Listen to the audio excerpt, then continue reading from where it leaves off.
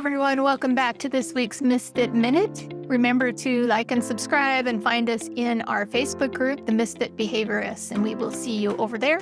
This week's question actually comes from our Facebook group. This was the question: how to deal with an ASD kid who laughs and is distracted when he has to do pencil and paperwork. We use first and then. So as I thought about this the last few days to record this, there are 5 things I kind of quickly processed through that I was thinking about. The first one is to figure out if it's a can't or a won't, and it's something that we've talked about a bunch of times. I'll add the visual into, I think it's already in the Facebook group, but I'll also put in the show notes, how to figure out if something the can't do or a won't do, and that's really the important part. So start by asking, is the skill too hard or is it a motivation issue? If the student lacks the fine motor skills or the writing fluency skills, that would be a can't.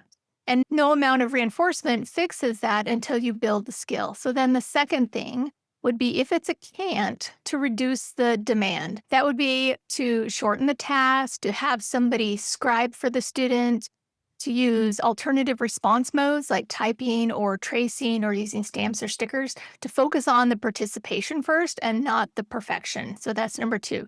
3 would be to build writing tolerance gradually. So using shaping, starting with 1 word, then 2, or start with 1 letter, or tracing just a little piece that, and then build up a little bit to a short sentence or whatever it is, to pair that success with strong and immediate reinforcement to make it feel doable for the student.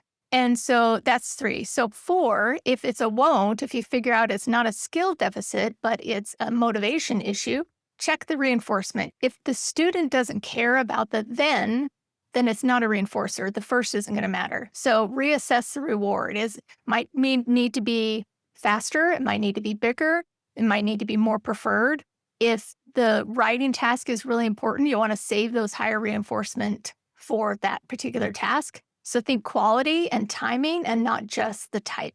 That's number 4. And then 5th would be to mix the work with shared turns. This is something I've done a lot over the years with students who are resistant for whatever reason. I think this is really helpful to make the task collaborative. So you write a word, then I'm going to write a word. You write the first letter, then I'm going to do the next 2. Can you do more than me, to make a sort of a game, anything that you can get some engagement with the student? It keeps that momentum and this sort of adds the social reinforcement while still holding the expectation of this is the task that we're doing. So those are the things that I thought about when I heard the question.